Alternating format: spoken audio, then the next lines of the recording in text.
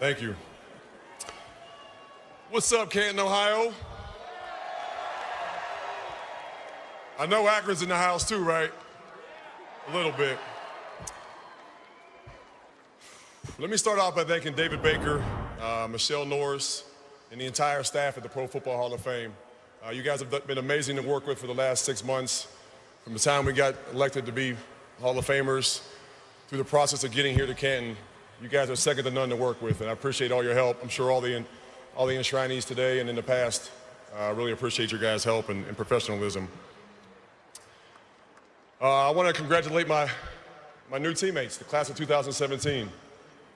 It was truly overwhelming to share this mountaintop moment with this exceptional group of men. And I really look forward to being a Pro Football Hall of Famer for life. A team we cannot get cut from, we cannot get traded from. Like Deacon Jones said, you can't even die from it. So I look forward to that. Jimmy Johnson, Coach, thank you. Thank you for being a guide, a pioneer, a believer, a dream maker. You know, when you drafted me in 1997, guys built like me did not play defensive end in the NFL, but you didn't care. And you took a chance, get an undersized guy. You know, back then they were called tweeners. It was kind of a derogatory term. Now they're called hybrids, and everybody wants them. So I like to think that maybe we had a little something to do with that. So thank you, Coach. It means the world to me that you're here to present me, and I'm glad to see you in Canton. And hopefully the next time you're in Canton, you're putting on one of these jackets, and I'm giving you a hug on this stage as well.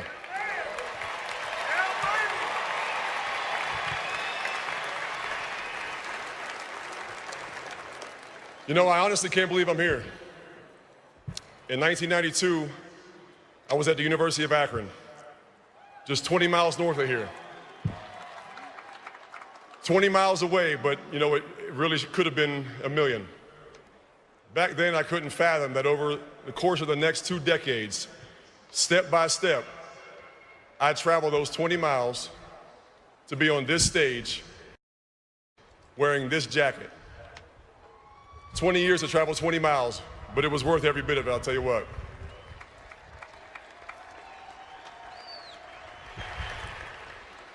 And as I reflect on that journey, I realized 2 important things. First, nobody gets here on their own. And while I have a lot of people to thank, gratitude is at the core of everything I say and feel today. And no one deserves more appreciation than my mother, Georgia Taylor.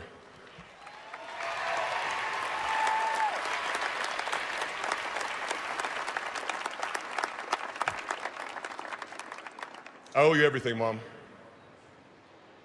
I played 15 NFL seasons, but the toughest person I have ever met in my life is right there. I'm serious.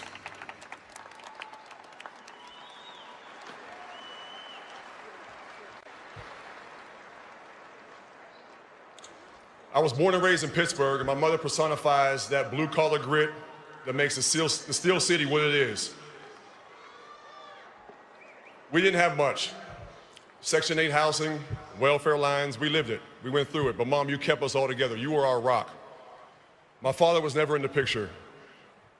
I never met him, so my mom kept us together, and like I said, was that rock. She worked 2 jobs.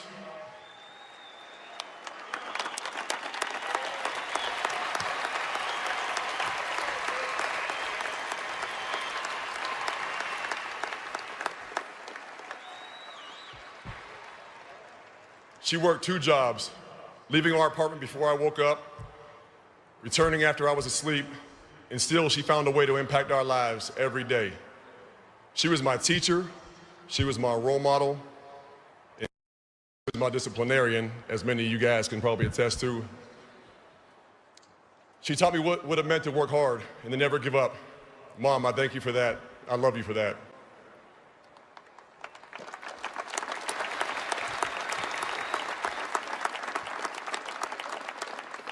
In the absence of a father, there were a handful of important, inspirational men throughout my journey. The first was Jim Meekes, who's here tonight with his wife, Cheryl. Jim and Cheryl had their own family, but Jim took an interest in a kid who wasn't his, and he showed me something very important, that he cared. It's such a small thing, but it's a big thing, caring. That's all a lot of us ever wanted. Like my mother, Jim showed me how to work hard, that a man can be humble, courteous, and patient. Jim, you were a father figure when I needed one the most. For years, my mother told me I had two ways to get out of our circumstances: get a college scholarship or join the military. But I have to admit, I'm not cut out for the military. But I got very lucky because football found me. Football rescued me. As a homeschool kid, I'd often work after class or after school. And one day I was working in somebody's yard, and a guy came by who was the head football coach at Woodland Hills High School. His name is George Novak. He's here tonight.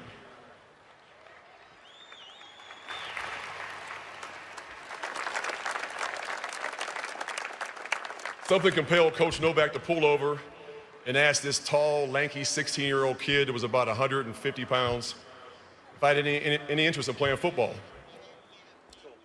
Coach, I'm not sure what you saw in me that day, but boy, am I glad you pulled over and decided to get me to come play football.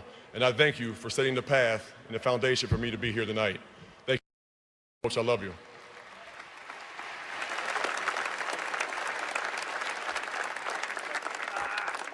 Football opened a whole new world for me, a way out that sharpened my mother's words from wishful thinking to a tangible goal. And when two guys from the University of Akron came knocking on my door, Jerry Faust and Bob Junko, guys, you took a chance on me also. A kid with no position, too small to really play football, had no idea what I was doing, but you gave me a scholarship anyway. You guys taught me so much. You gave me a chance to play this game, and I thank you both for that. I thank you both for being here tonight as well.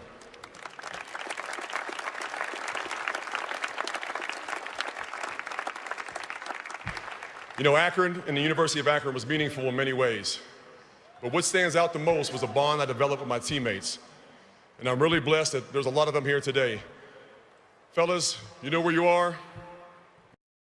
Canton, fellas.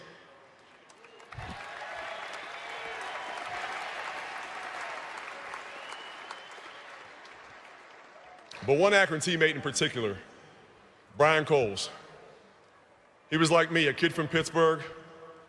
We quickly formed a bond, became roommates, and to this day, he is like my brother and my best friend. Brian, you always had my back. I love you to death. You always thought we'd be here. I didn't, Brian, but thank you.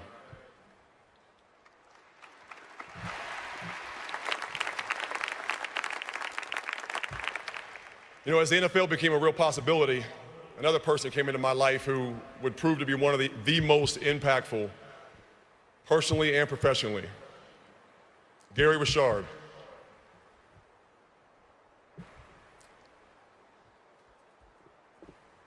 He was my agent, but he was so much more.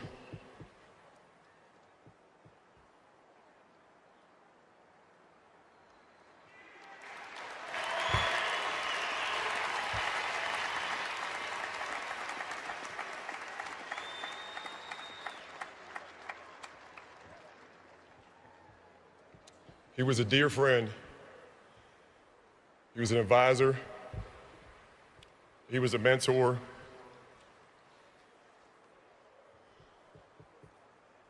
And he was truly the father I never had. No one believed in me the way Gary did. As a football player, as a person, even as a dancer that taught me to do Dancing with the Stars.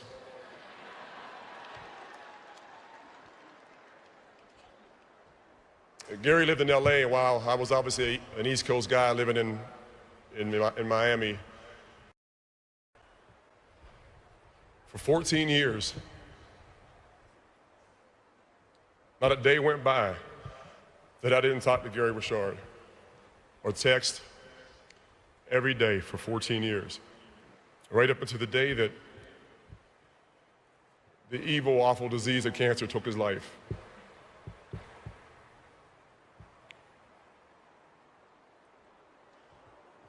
Gary, I wish you were here today, but I take comfort in knowing his beautiful wife, Maura, is here.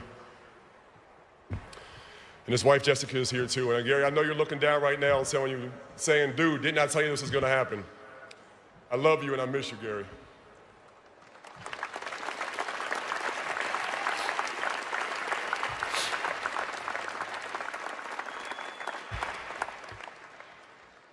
April 19th, 1997. My phone finally rang, and Jimmy Johnson asked me, was I ready to be a Miami Dolphin?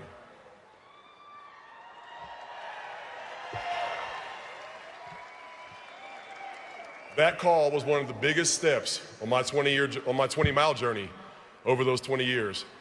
But the euphoria of draft day wore off very quickly as soon as I stepped on the field and started practicing for you, Coach. Amongst all the screaming and yelling, and you guys that played for Jimmy that are here tonight can attest to how difficult it was.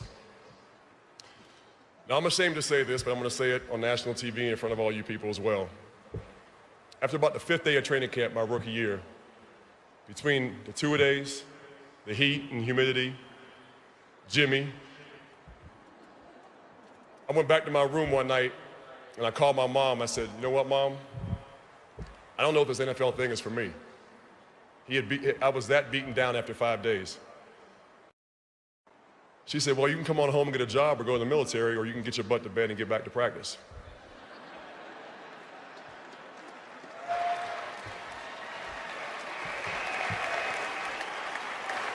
So, Coach, you almost made me quit, but I'm glad I didn't. I'm glad you kept pushing me and you forced me to grow and become the player I am, so thank you for that. Anyone that plays football will tell you what they miss the most when they're done is the guys. And I played with so many amazing teammates and people. Guys, if you're here tonight and we lined up together at any point on any football team, any season, can you please stand up real quick?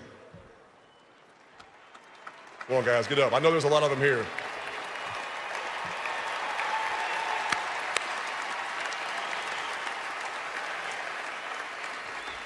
This is your time too, fellas. Thank you.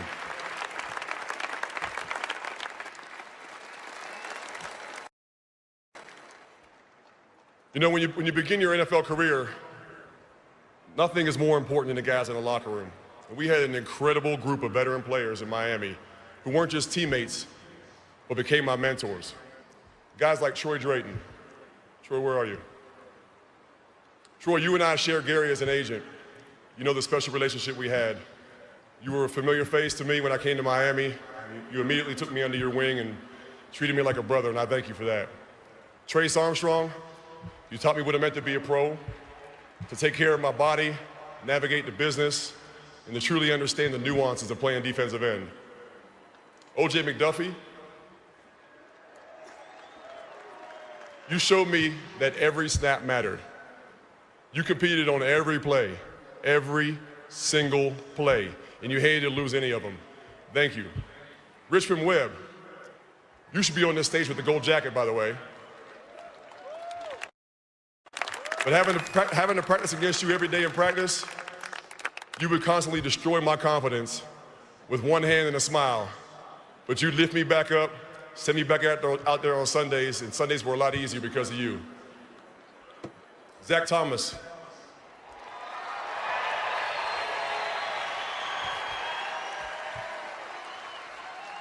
You were only in your second season in the NFL when I got to Miami, but you were already the leader of our defense. Nobody prepared harder than you. You refused to be outworked. You quickly became one of my best friends. And I thank you for all your leadership and your guidance in the way you approach the game. Timbo, I know you're gonna be mad because I called you out. Timbo drove his RV up from Miami to be with us here tonight. I told him we have airplanes and hotel rooms, but he wanted to bring his RV. You are the most unselfish guy I have ever met in my life. Timbo, you're tougher than nails. You're ready to do all the dirty work while guys like me ran around and got all the accolades. And I know you wouldn't have it any other way. Thank you, and I love you.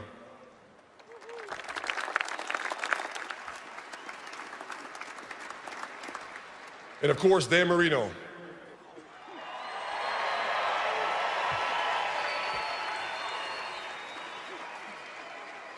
You know, Dan, as a Pittsburgh kid walking into the Dolphins locker room and seeing you standing there, it was like visiting the Hall of Fame and the Hollywood movie premiere. Dan Marino is Miami, as you all know. Dan, you owned all the responsibility and you backed it up. You exuded confidence, humility, and compassion. And if anyone prepared me for this moment today, it was you. Guys, thank you one and all. I appreciate you.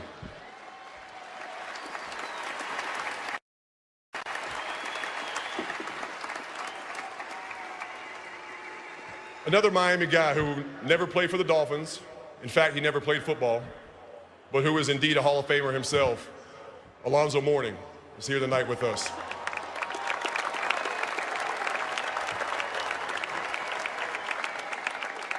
Zoe, your passion, your leadership, your perseverance, commitment to young people in our community was something I try to emulate every day. I thank you for being that role model, Zoe.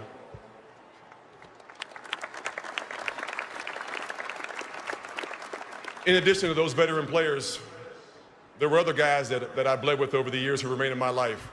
A guy like Derek Rogers, who took up football after serving in the military. Derek understood what it meant to play this game and to have fun and to appreciate the day and not make it bigger than it was.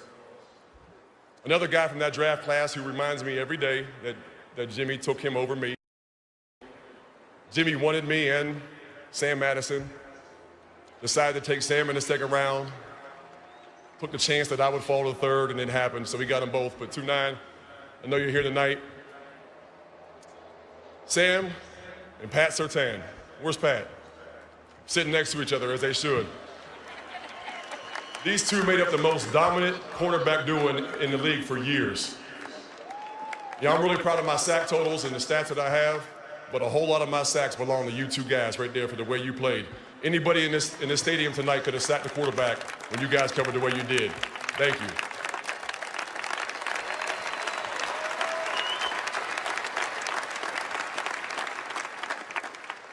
To my coaches, unfortunately, there's been a lot of them.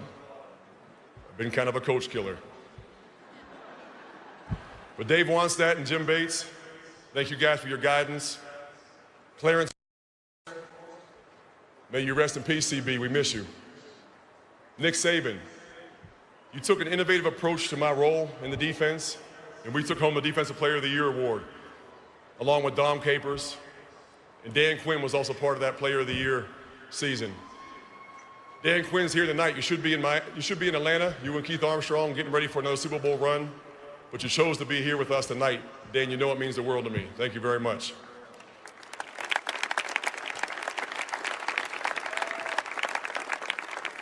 Rex Ryan, you showed me that we can win and have fun.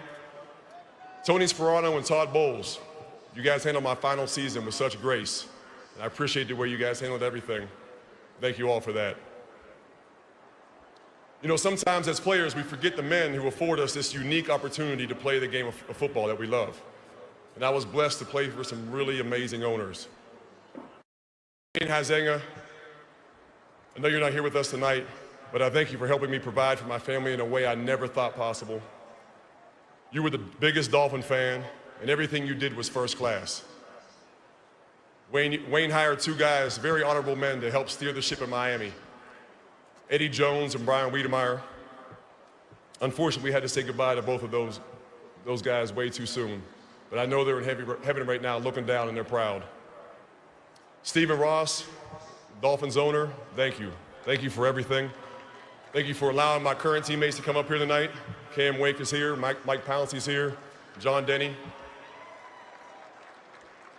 Dan Snyder, I had a good talk with Dan last night. Thank you for the opportunity to come to Washington. I know I didn't give you much, 2.5 sacks.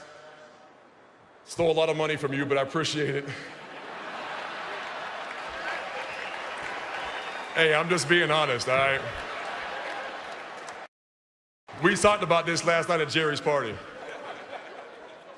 Redskin owner at the Cowboys party, me feeling awkward because I stole so much money from Dan, but he was very gracious. And Dan Snyder, thank you so much for what you did for me and my family and for the opportunities. Also, Woody Johnson, when I was in New York, fantastic owner as well. Thank you, guys.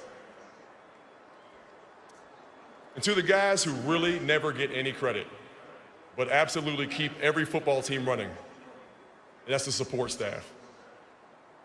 Tony Egwis, couple of the guys that are here tonight that meant the world to me, they came up from Miami: Joey, Charlie, K.O., Troy, Ben, Stu, Harvey, Scott, Billy G.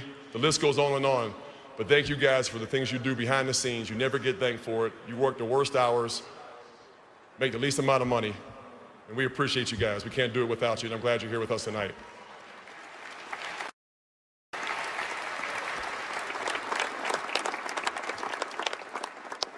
Another one of those special support guys is a guy named Seth Levitt, who not only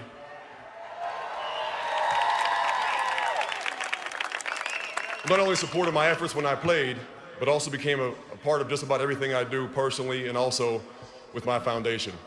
Seth, thank you for all you do. But as you know, most importantly, thank you for your friendship and for your trust and your love. I appreciate that.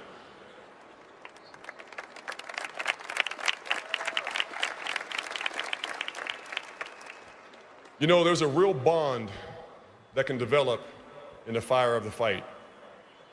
An admiration, given begrudgingly as the highest respect. So I'd also like to thank those opponents who forced me to raise my game if I ever wanted to literally reach them. Guys like Tom Brady and Peyton Manning. Two of the most prolific quarterbacks to ever play this game. Collectively, I had to face those guys 33 times, and too often those two ruined my Sundays. But I got my share of good ones in there, and it still feels good, but Tommy, Peyton, thank you for making me better. Jonathan Ogden, Orlando Pace, Walter Jones, Willie Roaf. I mean, these are the guys I had to play against sometimes. I mean, as I stand here and say their name, I still get chills. Pads. But believe me, I'm thankful I'm on your team now, and thank you for what you guys did to help me be better.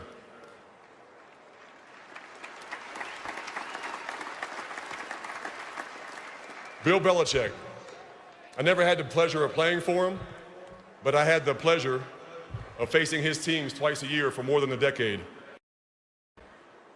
Bill, you put a target on my back, my front, my sides, and as a result of that, I never felt more respected. To all the Gold Jackets here, my new forever teammates, thank you, sincerely thank you for all you've done to pave the way. I've looked up to so many of you over the years, and this roster is spectacular. But there are 9 guys that I'd like to address. Paul Warfield, Larry Zonka, Jim Langer, Bob Greasy, Larry Little, Coach Don Shula, Dwight Stevenson, Nick Bonacotti, and of course, Dan Marino.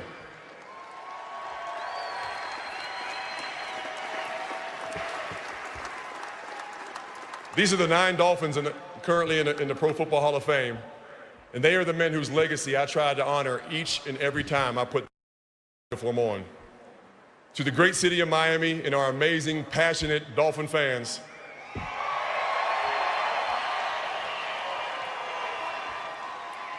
you guys joined me on a long ride filled with ups and downs, but your support never wavered. I thank you for that. In my opinion, the greatest fans in the NFL, Miami Dolphin fans.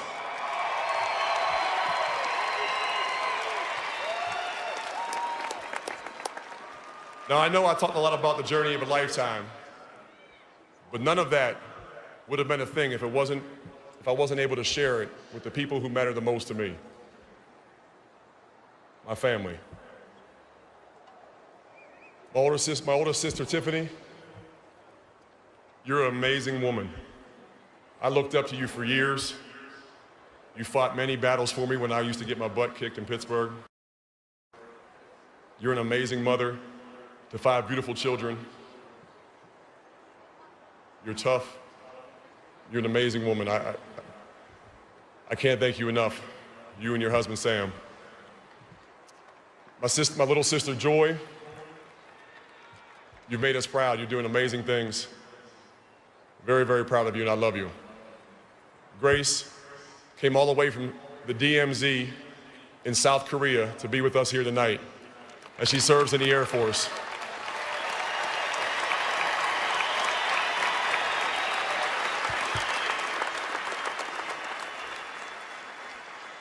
Grace, part of the mission of the Pro Football Hall of Fame is to honor heroes. We may be football heroes, but you and every other veteran or active military person in this room, including my uncle, are the real heroes of our country. Thank you for the sacrifices. Thank you for what you guys do.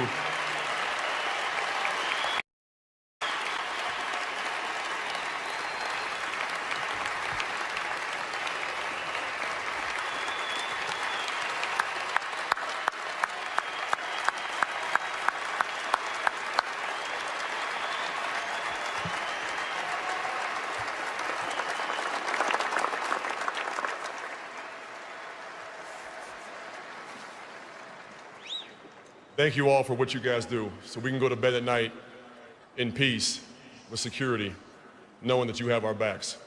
I hate that you have to go back, but I'm glad you're here. My little brother Noah, proud father, you're doing of his own child, you're doing an amazing job. I'm proud of you. Keep growing and being who you are.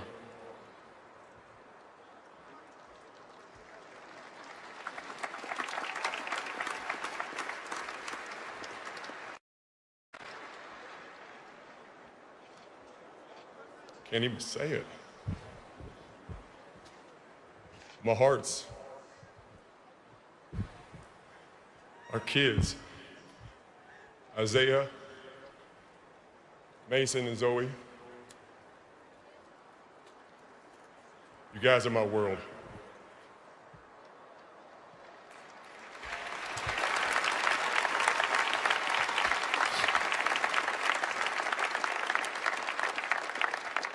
You know, I've always believed that no matter what you do in life for a profession, I want to be the best at. But no level of success in any walk of life means anything if you're not taking care of what's important first.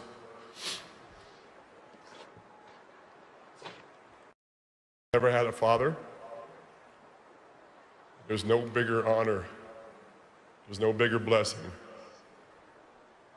and there's no greater job in this world than being a father.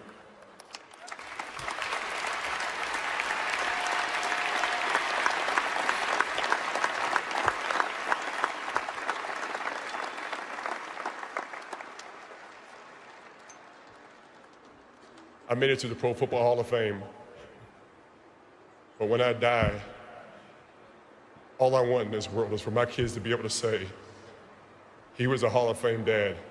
That's the most important thing to me. I love you guys from the bottom of my heart.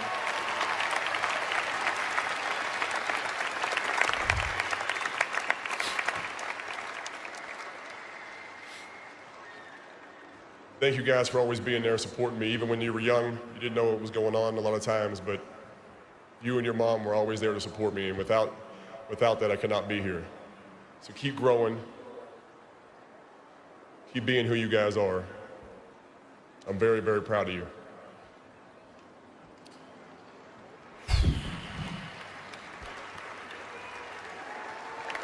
All right.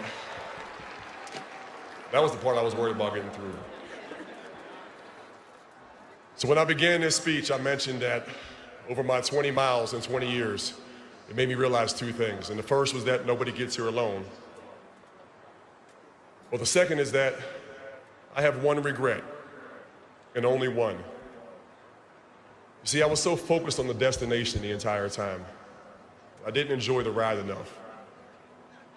I wish I could go back and savor every film session, every pregame meal with my teammates, every locker room prank, every postgame speech. Every fan that waited outside the stadium for hours to see you or wave at you. So I challenge each and every one of you today to enjoy your journey, wherever it is, wherever it takes you. Appreciate those around you and articulate that appreciation. Embrace your successes and your failures. And understand that each moment is a unique step on your path that you can never, ever get back. You see, wonderful experiences become distant memories so fast, too fast. And I wish I had the gratitude then that I have now, and said some of the heartfelt things that I've said today, before today. Listen, it wasn't easy. Easy doesn't get you here.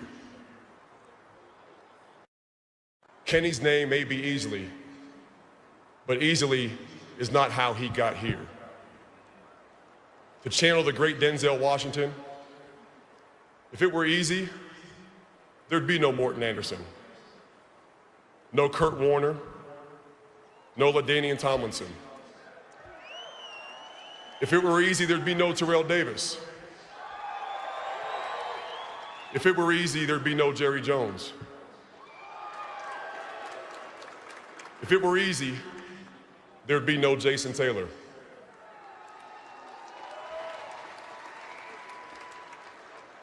Ease is a greater threat to growth than hardship. I repeat, ease is a greater threat to growth than hardship.